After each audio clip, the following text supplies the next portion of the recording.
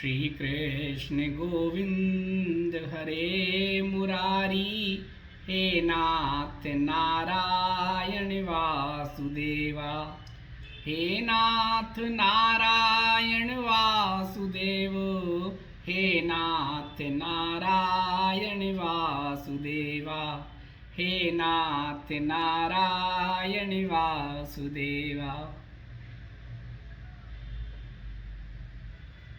हरिओम जी। प्रभु जी,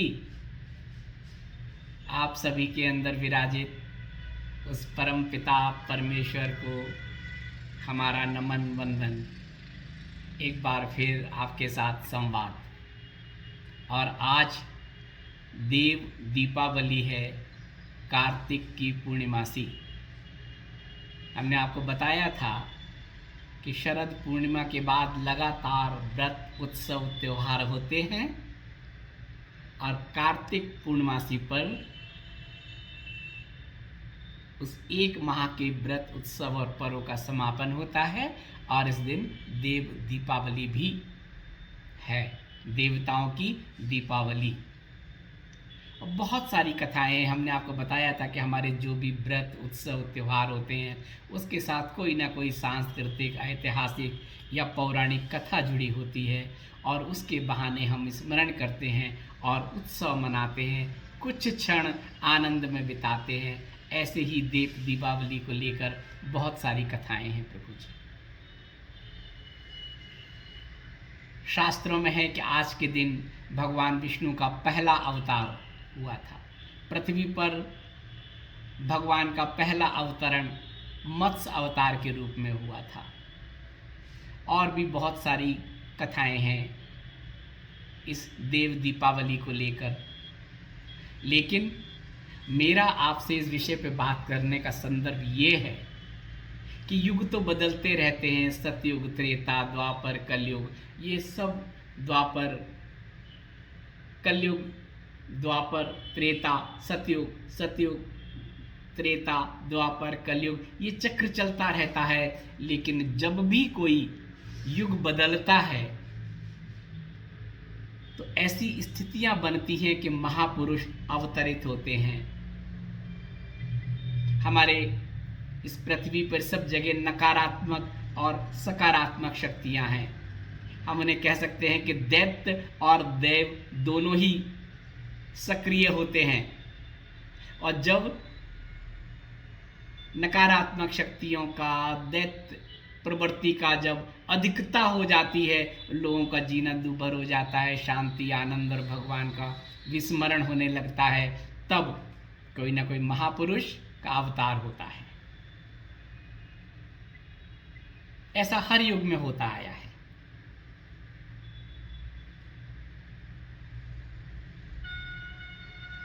आज के दिन की एक और कथा है कि सतयुग आने से पहले प्रलय जैसी स्थिति बनती है। पूरा चक्र होने के बाद तो प्रलय होता है, लेकिन युग बदलने के बाद ऐसे प्रलय की स्थिति होती है कि विनाश और नवनिर्माण दोनों होता है, जैसा अभी होने वाला है आने वाले समय में। उस समय भी ऐसा हुआ कि प्रलय की स्थिति आ गई, सतयुग आने वाला था। दैत्य प्रवृत्ति चारों तरफ हाहाकार मचा था, ऋषियों में, मुनियों में, लोगों में, सब भगवान के पास जा रहे थे। क्या करें भगवान, यहाँ तो सब दैत्यों का आतंक है। त्रिपुरासुर राक्षस का बहुत प्रकोप था। जैसे त्रेता में रावण का था, ऐसे ही उस समय शक्तिशाली त्रिपुरासुर लोग सब गए। ऐसे में सब क्या करते थे, शिव जी की शरण में जाते हैं, प्रभु जी आप कृपा करो। तो सब देवता शिव जी के पास गए कि अब क्या करें। उसने तो पूरी पृथ्वी पर हाहाकार मचा रखा है, हमारे सारे ऋषि मुनियों को बंधक बना लिया है, हमारे शास्त्र पुराणों को अपने उसमें रख लिया है, अब हम क्या करें। तो भगवान शिव ने कहा, अच्छा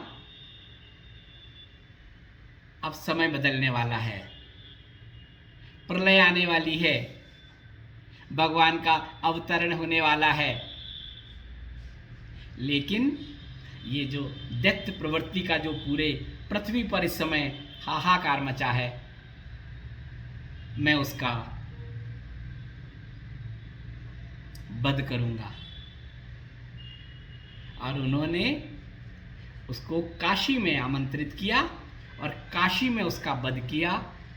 और काशी में विशेषकर आज के दिन देवताओं ने फिर बहुत स्वागत किया। वो मुक्त हो गए, उन्हें लगा एक राक्षस प्रवृत्ति का अंत हुआ, तो वहाँ पर खुशियाँ हुई।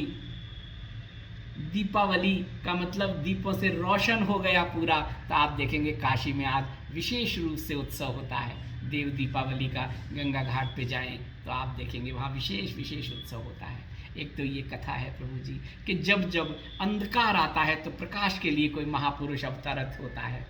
जब बहुत पाप प्रवृत्ति बढ़ जाती है, दैत्य प्रवृत्ति बढ़ जाती है, तब कोई देव पुरुष आता है और उसको ज़्यादातर दैत्य प्रवृत्ति होती है ना, तो कहते हैं कि विनाश होता है और फिर निर्माण होता है। अच्छा समय आता है, आगे बहुत अच्छा समय आने वाला है। तो आज के दिन से हम उन स्थितियों की तुलना कर रहे हैं जो हमारे शास्त्रों में कथाएं हैं।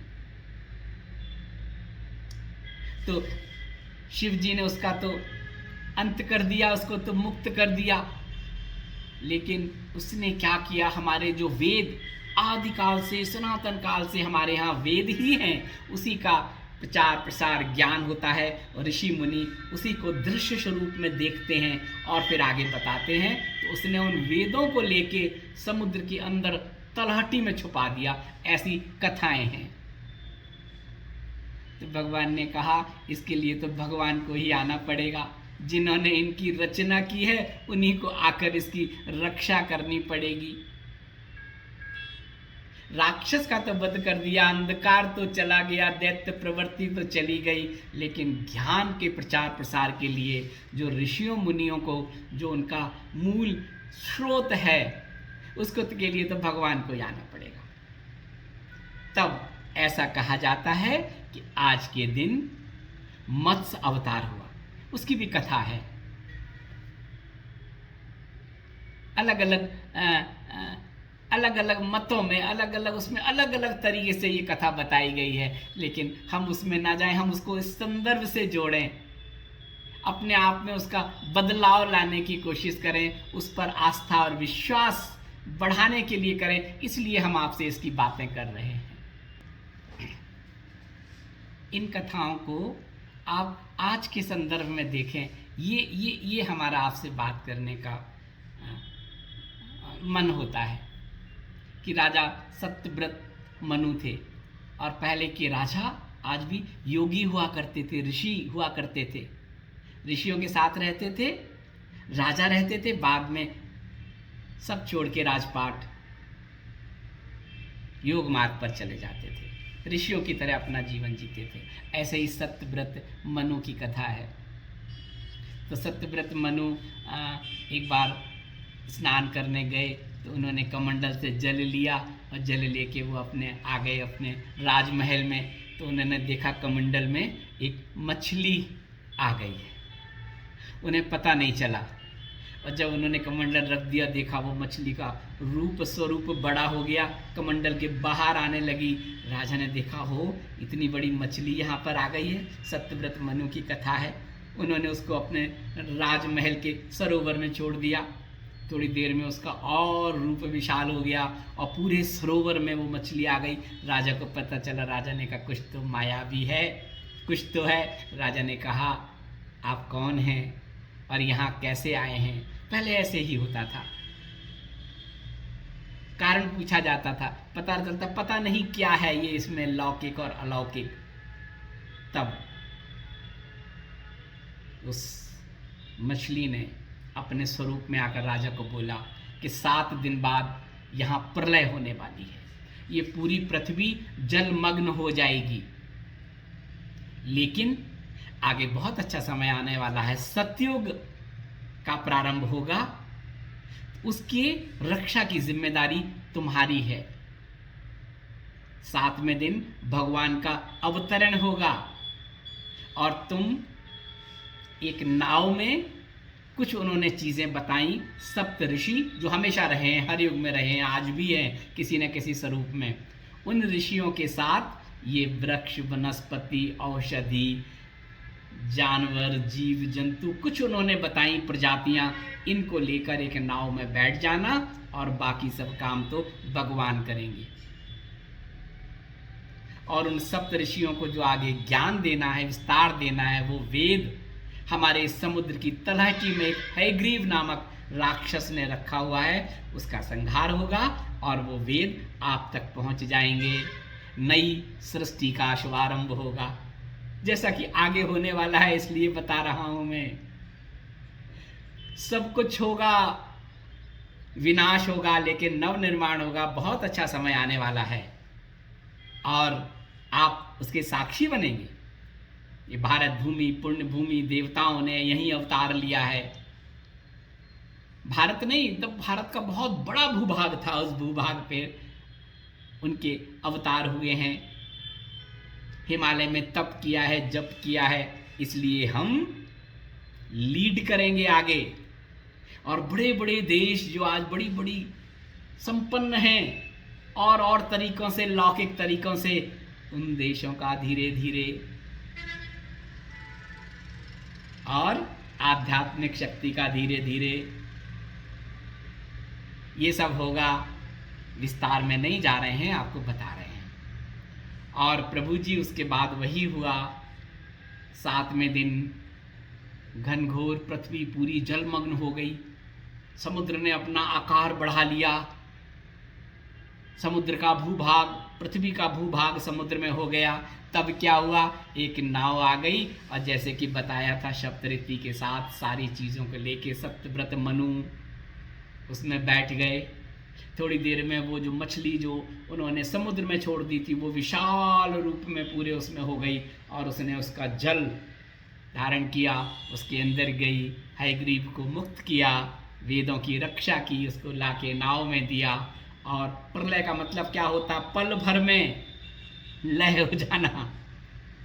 तो पल भर के लिए वो प्रलय हुई, सब समाहित हो गए उसमें, जल समाधि ले ली सबने। और जल समाधि ले ली, धीरे धीरे जल शांत हुआ, पृथ्वी का भूभाग ऊपर आया। नाव किनारे खड़ी थोड़े से लोग। इसका मतलब ये नहीं था केवल 7 ही लोग थे, मेरा मतलब कुछ लोग जो इस विकास में सहायक थे वो रह गए। तो ये मत्स्य अवतार, पहला अवतार सतयुग के शुरू में हुआ भगवान का। सतयुग में 4 अवतार हुए हैं और 4 मानव के रूप में नहीं हुए हैं। वराह अवतार, कुर्मी अवतार, मत्स्य अवतार, हिरण्यकश्यप जी, ये सब अवतार सतयुग में हुए हैं 4। पहला अवतार ये हुआ, उसके बाद फिर सृष्टि का विकास हुआ, मनु। और ये कहानी आपको इसलिए बता रहे हैं, ये कहानी की तरह ना देखें, इनमें संकेत छिपे हैं, इनमें सूत्र छिपे हैं। आने वाले समय में अभी वही तो हो रहा है कलिकाल में। अभी कलिकाल में क्या हो रहा है, फिर एक युग का बदलाव हो रहा है। हम एक युग से दूसरे युग में जा रहे हैं। कभी पूरी कहानी बताएंगे कैसे द्वापर में जब हम कलयुग में आए थे ना, तो प्रलय ही हो गई थी उस समय। बहुत थोड़े से लोग रह गए थे, हमें पता नहीं है, डॉक्यूमेंटेड नहीं है। अभी देखिए 5000 वर्ष पहले क्या था, कैसे था, किसी को नहीं पता। एक 2000 वर्ष का गैप है, 1000 वर्ष का, किसी को नहीं पता। उसके बाद की स्थिति का पता है, उसके पहले की स्थिति के हमारे पास थोड़े थोड़े से प्रमाण हैं, लेकिन उस स्थिति का नहीं पता है जो गैप था। एक युग से दूसरे युग में प्रवेश का आने वाले समय में बहुत अच्छा समय आने वाला है। विनाश और नव निर्माण होगा, इसलिए हम इसको बता रहे हैं प्रभु जी। अभी क्या वही स्थिति तो हो रही है, दैत्य प्रवृत्ति हावी हो रही है। पहले तो अलग अलग था ना, त्रेता में रामचंद्र जी थे, वहाँ राक्षस था, रावण अलग था, वो अलग था। जब उसका पूरा अतिक्रमण हो गया इधर, तब रामचंद्र जी गए और उसका मुक्त किया। द्वापर में एक ही समाज में आ गया, कंस भी है, कृष्ण भी हैं, परेशान करने लगे उनके लोगों के बीच में। तब क्या किया, कृष्ण ने कंस का मुक्त किया, महाभारत हुआ, कौरवों को पांडवों ने किए वो किया, ये सब इस सबको प्रवृत्ति मान के चले, दैत्य प्रवृत्ति और देव प्रवृत्ति। और कलयुग में हमारे अंदर ही आ गया, दैत्य भी है देव भी है, पता नहीं कब कौन जागृत हो जाए, पता नहीं कब किसी देव प्रवृत्ति के अंदर से राक्षसी प्रवृत्ति जागृत हो जाए और उससे क्या कर्म हो जाए, पता नहीं किस दैत्य कर्म वाले राक्षसी प्रवृत्ति के साथ देव का उदय हो जाए, उसके जीवन का रूपांतरण हो जाए। अभी हमारे अंदर ही है, कलिकाल में देखिए। इसलिए किसी को अच्छा बुरा कहने का हमें अधिकार नहीं है, हमें किसी को जज करने का अधिकार नहीं है। हम अपने आप को देखें, अपने आप को तोलें, अपने आप को मोलें, अपने आप को बदलने की कोशिश करें, अपना रूपांतरण करने की कोशिश करें। बाकी तो पाप और पुण्य जो है, हमें तो उसकी परिभाषा भी ठीक से नहीं मालूम। जो हम लोग दूसरे के बारे में बातें करते रहते हैं, वो तो हमारे अंदर सीए बैठा है, उसे पता है क्या हो रहा है, डेली ऑडिट हो रहा है, और वो एफडी बन के एक के ऊपर एक आती जा रही है, और उस एफडी का हमें ही भोग करना है, हमें ही उसको पूरा करना है। हमें किसी को जज करने की ज़रूरत नहीं है, हमारे अंदर ही है सब कुछ। हम अपने दैत्य उसको दबाएं, अपनी देव प्रवृत्ति को उजागर करें। कैसे करेंगे? आनंद में, जब हम इस बाह्य चेतना से मुक्त होकर आंतरिक चेतना में जीने की प्रयास करेंगे। आंतरिक चेतना में जीने के लिए हमने बताया था आपको, ज्ञान पढ़ने से भी होता है, मास्टर मिलने से होता है, प्रभु में आस्था और विश्वास करने से होता है, कर्म से होता है, पुरुषार्थ से होता है। तो हम कोशिश करें, और इसके संस्कार भी शुरू से वैसे ही मिलते हैं। संस्कारों के बारे में हमने कई जगह बताया भी है, लेकिन अभी हम विस्तार से बताएंगे कि संस्कार कहाँ से शुरू होते हैं। हम कहते हैं ये संस्कार ऐसा था, परिवेश ऐसा था, घर ऐसा था, इसलिए ऐसा हो गया। ये सब प्रारब्ध होता है, लेकिन संस्कार का उदय और निर्माण तो गर्भ में होता है। वो 9 महीनों में बताएंगे बाद में। अभी तो हमें क्या करना है? अपने आनंद में जीना है, अपना आत्मचिंतन करना है, अपना आत्मनिरीक्षण करना है। और पिछले वीडियो में बहुत सारी बातें बताई थी, उनका पालन करना है। उसके बहुत सारे मैसेज आए। आपने कहा है हर हालत में किसी को अपना बना लो या उसके जैसे हो जाओ, नहीं तो उसको उसके जैसे रहने दो, खुद अपने जैसे रहो। मिनिमम कॉमन प्रोग्राम, एक ने लिखा मिनिमम कॉमन प्रोग्राम के चलते चलते तो पूरा जीवन हो गया, कुछ नहीं हुआ, जीवन ढो रहे हैं। एक ने लिखा कि आपका वीडियो देखने पर भी महाभारत हो जाता है घर में। अब आप बताओ कहाँ तक एडजस्ट करें। तो हमने बहुत पहले वीडियो देखी, सब में बताया है। एक स्थिति ये भी आती है जब हम अपना पूरा देने के बाद हमें अनुकूल नहीं मिलता है, तब हम अपना आकलन करते हैं, निरीक्षण करते हैं। ये जो कुछ भी विपरीत स्थितियां हैं, इसके लिए हम जिम्मेदार तो नहीं हैं, और हमें इसमें रस नहीं आ रहा है, अभी हमें जीना है। तब अंदर से प्रेरणा आती है, रास्ता इधर नहीं, रास्ता इधर है। फिर आपके अंदर हिम्मत होनी चाहिए, संकल्प होनी चाहिए, इच्छा शक्ति होनी चाहिए, उस परम पिता परमात्मा पर भरोसा होना चाहिए, और अपने रास्ता इधर नहीं है, इधर है, इस रास्ते पर चल देना चाहिए, बिना किसी उसके। अगर आपको लगता है कि उस सब के लिए आप जिम्मेदार नहीं हैं, मास्टर मिलेगा, रास्ता मिलेगा, माध्यम मिलेगा, आपकी यात्रा एक नई यात्रा हो जाएगी। जब जागो तब सवेरा, अभी जागो, इसी समय जागो, लेकिन जल्दबाजी में कोई निर्णय मत लो। सेकंड थॉट, चिंतन करो, आत्मचिंतन करो, आत्मनिरीक्षण करो, और देखो भी मुझे इतने वर्ष जीना है और हर प्रयास के बाद भी नहीं हो रहा है, इसका मतलब है रास्ता इधर नहीं, रास्ता इधर है। और अपना रास्ता पकड़ लो और आगे बढ़ जाओ, पीछे का शटर बंद कर दो। लेकिन बहुत सावधान रहने की जरूरत है प्रभु जी। तो आज बहुत लंबी बातें नहीं करनी थी, आज तो बस आपको बताना था कि ये देव दीपावली भगवान के पहले अवतरण का दिन,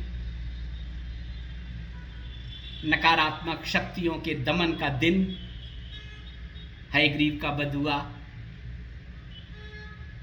और राक्षस का मुक्त हुए भगवान शिव ने किया। तो अभी फिर वही समय आने वाला है, हमें अपने अंदर जो हमारे सब के अंदर जो दैत्य बैठा हुआ है, जो नकारात्मक शक्तियां हैं, उसको मारना है। बाकी में तो हम जगह जगह है, किस किस को मारेंगे, कैसे मारेंगे, अपने आप की उन शक्तियों को मार लेना है, देवत्व को ऊपर ला लेना है, अपना रूपांतरण करना है, अपनी इच्छा शक्ति प्रबल करना है, अपनी आत्मशक्ति प्रबल करना है, इस बाह्य चेतना के साथ साथ उस आंतरिक चेतना में जीना है। और फिर आपको पता चलेगा लौकिक प्रपंच में अपनी ऊर्जा को नष्ट नहीं करना है। एक एक दिन बहुत अनमोल है, एक एक पल का आनंद लेना है। तब हमारे ये संस्थान, तब हमारे ये मास्टर्स, तब हमारे ये सद्गुरु हमारा मार्ग प्रशस्त करते हैं। समय होता है, आपको मार्ग मिलता है, मास्टर भी मिलता है, आपका मार्ग प्रशस्त भी करता है, और फिर आप जगत को जान लेते हैं। फिर आपके अंदर का आदि गुरु जागृत हो जाता है, फिर वो आपका मार्ग प्रशस्त करता है, जिसे हम कहते हैं आपके देवत्व का उदय हो गया, आपका रूपांतरण हो गया। आप तो ऐसे न थे, अब ऐसे कैसे हो गए हैं। दोनों स्थितियों में लोगों के बारे में कहा जाता है। तब आपकी आंतरिक चेतना से जब रोशनी होती है, जब वो उदय होता है, आपके और आपका आभामंडल का विकिरण बढ़ता है, तब ऐसी स्थितियां आती हैं। आपको ऐसे ही करना है। कार्तिक पूर्णिमासी आज दोपहर से शुरू हुई है, अब कल दोपहर तक रहेगी। तिथि पूर्णिमासी उदया तिथि कल है, सूर्योदय के समय जो तिथि होती है कल दोपहर में, दोपहर बाद तक रहेगी। तो हमें क्या करना है,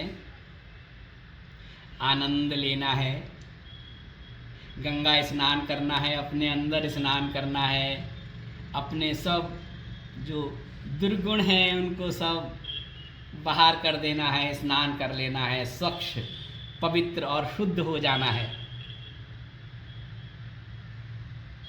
दीप जलाना है, अपने अंदर की रोशन करना है, अंदर की जाके अंतर दृष्टि से देखना है, ध्यान करना है, बैठना है, अंदर की रोशनी को महसूस करना है, उसकी ज्योति को बढ़ाना है। वो ज्योति बढ़ेगी, आंतरिक चेतना में जाएंगे, ऑरा की थिकनेस बढ़ेगी, वो बाहर आएगी रोशनी, उससे हम आनंदित होंगे। जब हम आनंदित होंगे तो हमारे साथ जो भी होगा वो उससे आनंदित होगा। वो रोशनी स्थायी है, वो प्रकाश स्थायी है, उसको करना है। दियों को जलाना है, लेकिन अपने अंदर के उन दियों को प्रज्वलित करना है।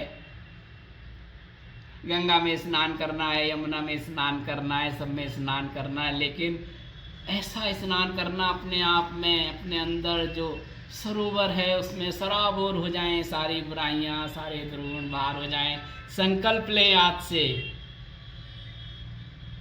आनंद में रहना है, लोगों को आनंद देना है, आनंद बांटना है, ऐसा करना है प्रभु जी। देव दीपावली के अवसर पर आप सबको श्री बाबा जी का शुभाशीष और हमारी हार्दिक मंगल शुभकामनाएं।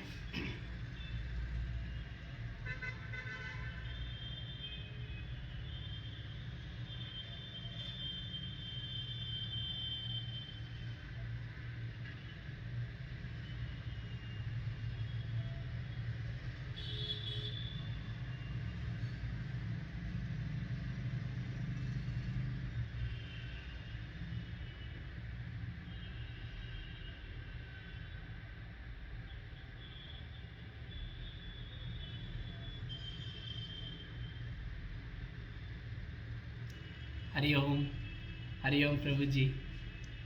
फिर आपसे मुलाकात होगी, संवाद होगा। आप सबके अंदर विराजित उस परमपिता परमेश्वर को हमारा नमन वंदन। हरिओम।